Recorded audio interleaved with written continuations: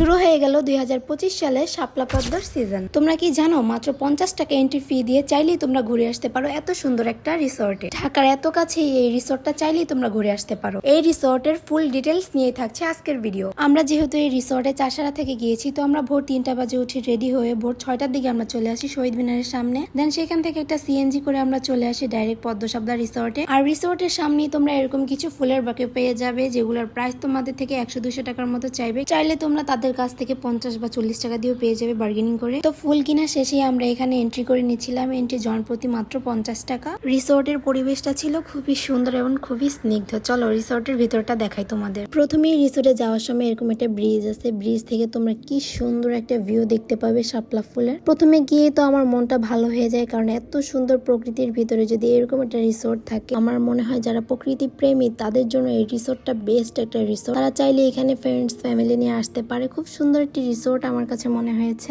বিলের এক পাশে দাঁড়িয়ে এত সুন্দর একটা ভিউ দেখা যাচ্ছে, যেটা মনোমুগ্ধকর একটা পরিবেশ। সামনে প্রকৃতির মাঝে আকাশ, নিচে শাপলা এবং আমি দুলছি দোলনাতে। ওখানকার দোলনাগুলো কিন্তু অনেক সুন্দর। এখন হলো লোকেশনের পালা। তো আপনাদের প্রথমেই বলে দিই, ঢাকার যে কোনো প্রান্ত থেকেই আপনাদের আসতে হবে প্রথমেই কুড়িল বিশ্ব রোড। সেখান থেকে চাইলেই তোমরা বিআরটিসি বাসে করে বা সিএনজি করে আসতে হবে তোমাদের কাঞ্চন ব্রিজের সামনে। কুড়িল বিশ্ব রোড থেকে কাঞ্চন ব্রিজের ভাড়া ছিল মাত্র 40 টাকা। কাঞ্চন ব্রিজ থেকে চাইলেই তোমরা চলে যেতে পারো পদ্ম শাপলা রিসোর্টে। চলো এবার আসি বোটের ডিটেলসে। অবশ্যই তোমাদের পদ্ম শাপলা বিলে যেতে হলে একটা বোট ভাড়া করতে হবে।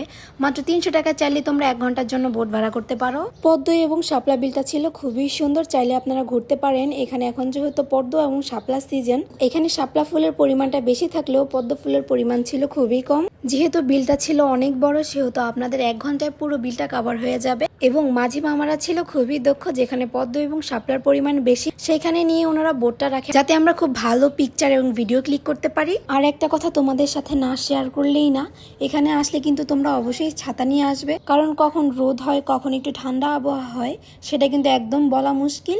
আর আমরা যখন গিয়েছিলাম তখন প্রচন্ড পরিমাণ রোদের তাপ ছিল, তাই তোমরা ছাতা নিয়ে যেতে একদমই ভুলবে না। অনেকেই ভাবতে পারেন যে এখানে কি ফটোগ্রাফার পাওয়া যায় নাকি, তো আমি বলবো যে না, একদমই ফটোগ্রাফার পাওয়া যায় না। আপনারা চাইলে আপনাদের পার্সোনাল ফটোগ্রাফার নিয়ে আসতে পারেন। যারা এরকম গ্রামীণ পরিবেশ এক্সপ্লোর করতে পছন্দ করেন তাদের জন্য কিন্তু এই জায়গাটা খুবই বেস্ট।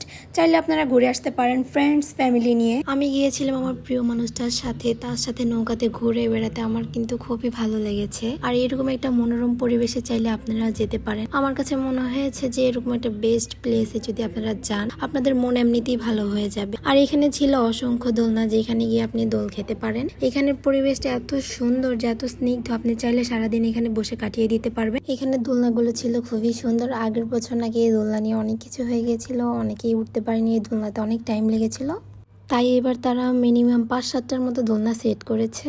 তোমরা চাইলেই কিন্তু তোমাদের ড্রেস চেঞ্জ করতে পারো এখানে। তো আমি আমার ড্রেস চেঞ্জ করে নিয়েছি। তো এখন চলে আসলাম নাস্তা করার জন্য। নাস্তায় তোমরা এখানে রুটি পরোটা কিছুই পাবে না, এখানে পাবা তোমরা ভুনা খিচুড়ি, যেটা তোমাদের পছন্দ সেটা দিয়ে খেতে পারো। যেহেতু এটা রিসোর্টের রেস্টুরেন্ট, তাই এখানে খাবারের প্রাইস তুলনামূলক একটু বেশিই থাকবে। অনেকেই দেখলাম এই রেস্টুরেন্টের খাবারের রিভিউ দিয়েছিল, তো আমরাও সেটা দেখে ট্রাই করলাম ওনাদের খিচুড়ি। তো খিচুড়ির প্লেটারে আমরা মুরগি এবং ডিম খিচুড়িটা নিয়েছিলাম। খিচুড়ির টেস্টটা ভালোই ছিল, আপনারা গেলে অবশ্যই ট্রাই করতে পারেন। খাওয়া দাওয়া শেষ করে আমরা চলে গিয়েছিলাম জিন্দা পার্কে। তো জিন্দা পার্কের ভিডিওটা আমরা এই ভিডিওতে দিতে পারছি না, নেক্সট ভিডিওতে আপলোড করে দিব, কারণ এই ভিডিওটা অনেক বড় হয়ে যায়। দেখা যাচ্ছে নেক্সট ভিডিওতে। আল্লাহ হাফেজ এভরিওয়ান।